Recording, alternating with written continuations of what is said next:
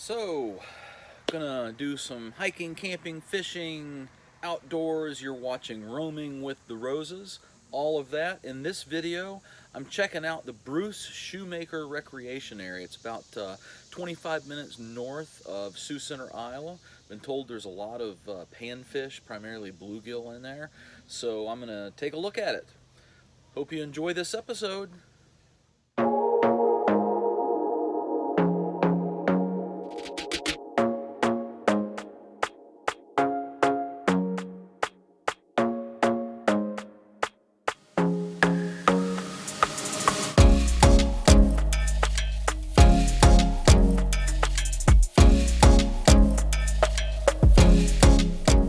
So we're off to a new fishing hole this evening. I'm going to try out some new techniques this evening. I learned how to tie a surgeon's knot. That'll allow me to use some different lures that I haven't used before and not just worms.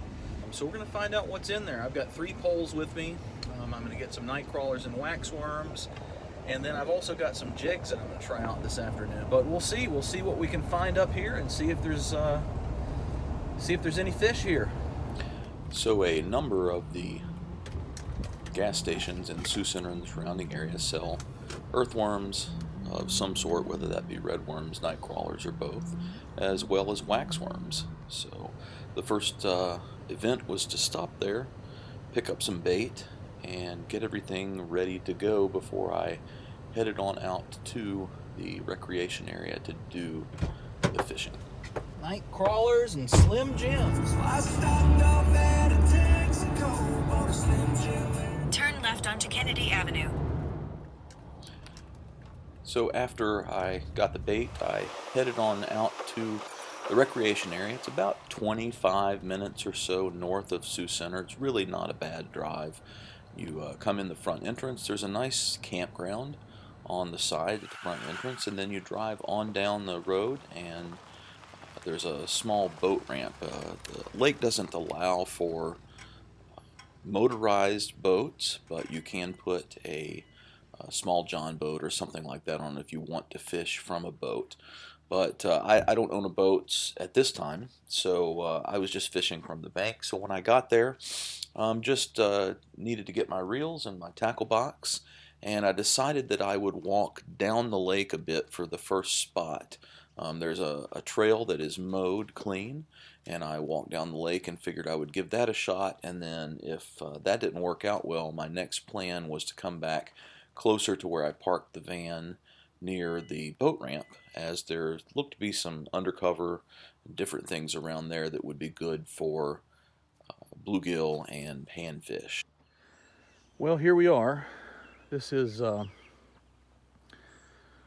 the recreation area that I was mentioning earlier. It's not too far out of Boyden, Iowa, and you can see, I don't know if you can see it on the camera, but there are bluegill, looks like bluegill, swimming right here in front of me. So we've got a lot of good vegetation around. I'm gonna give it a shot over here on this side of the lake for now and see what we can get. I'm hoping we can catch some big bluegill out of here. We'll give it a try on night crawlers to start with, and I've got some jigs and stuff with me too. We'll see what we've got. My setup here this afternoon is it's a Shields Outfitters Pro Classic rod, and I've got a Pro Classic LT 1000D spinning reel on it. I've got number 6 hook, 4-pound test line, and I'm just going to be using, to start off with, I'm going to use just a night crawler and see what we've got.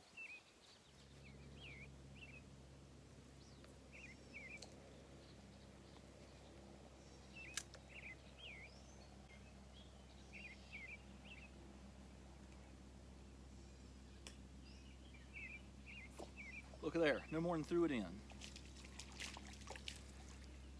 Little bitty one.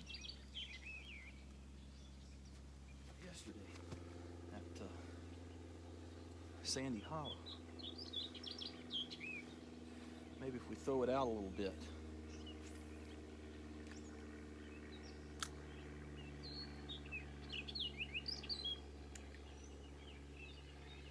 There's another one. That's a better one. Yeah, there we go. A little bit bigger. Not much, but a little bit.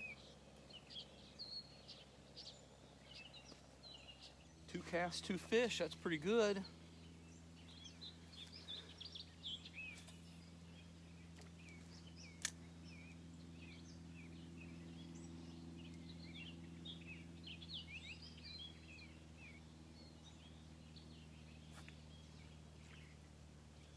I missed that one.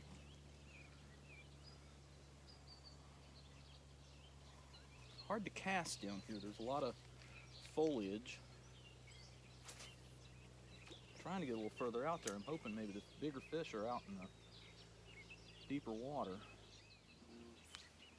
There's one.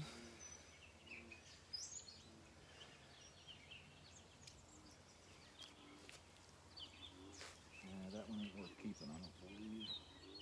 Surely there's something bigger than that in there. Go down this way a little bit. Let's see. So the first spot that I fished was pretty good. Had a number of bites there, and things went relatively well, but all the fish were on the small side. So after a few minutes, probably about 45 minutes of fishing in that area, I caught a few, but nothing that was really worth keeping, and I decided to move back up toward where I parked at near the boat ramp. Yeah, you gotta let them take it for a bit for them to get it in their mouth. So we're up here closer to there's a little boat ramp here, and you can probably see out there there's some brush.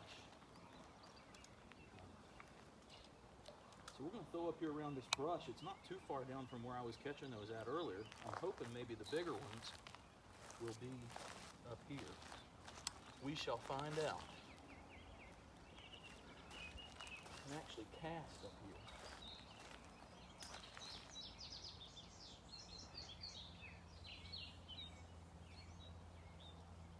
Something's nibbling it.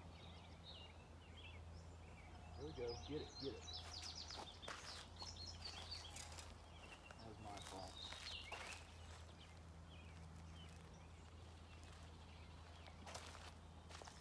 Ah, he's still on there.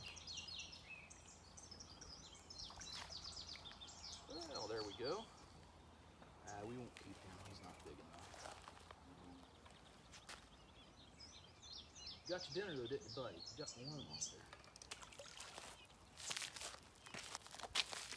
Let's get us another worm. We got to find the big ones. There are bound to be bigger ones out here. So my quest to find the larger fish had really not panned out thus far.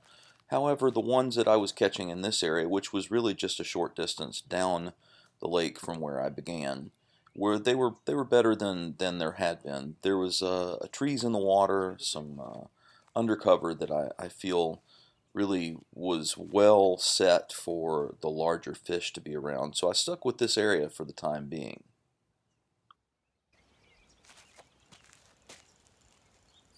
Oh yeah, he's a little better. Either that or he's a fighter. There we go. Oh yeah. That's bigger than the other ones have been. Pretty good. We'll put him in the box. Tell you what, let's throw over here. There's some brush and some structure hanging over the water over here. Be a perfect place for them to be hiding.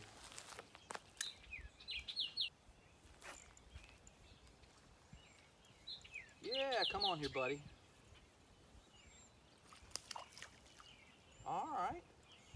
Not bad. That's a little sunfish. The hooks are a little bit bigger. Bluegill's mouths aren't very big at all. So the bigger the hook is, you can't catch any of the smaller fish at all.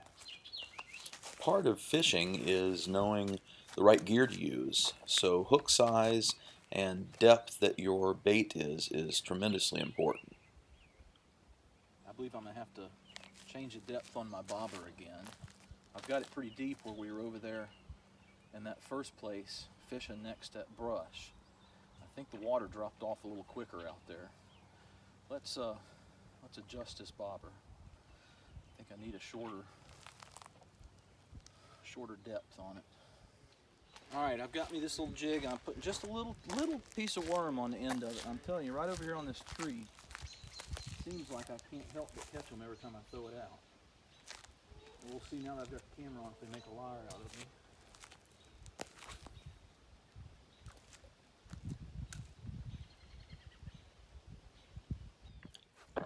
So as the evening went on, things picked up, which is typical for fishing in most parts of the country. Fish tend to feed during the morning, early morning hours, and during the evening hours. So as the sun began to set, I did notice that the bite got much better. I caught a number of fish in the last 20-25 minutes that I was there. Some small ones, but a couple that were decent size enough in order to keep, in order to fillet up. If you have any input on this, if you'd like to tell me anything or you have any suggestions, please leave your thoughts in the comments below. We would love to hear from you because I'm definitely not the be-all, end-all of fishing. We'd also greatly appreciate if you would like this video, watch our other videos, subscribe to our channel, and we can all kind of work together to figure this fishing thing out.